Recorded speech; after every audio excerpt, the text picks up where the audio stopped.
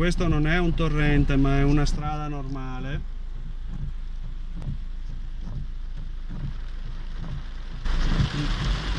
Fra Bassano e Padova.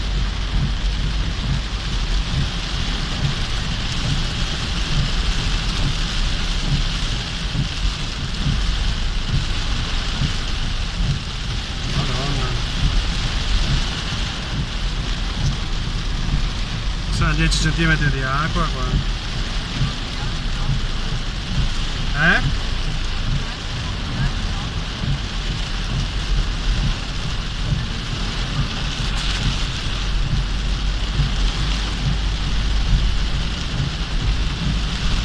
Le macchine sembrano delle barche, spostano l'acqua come una barca.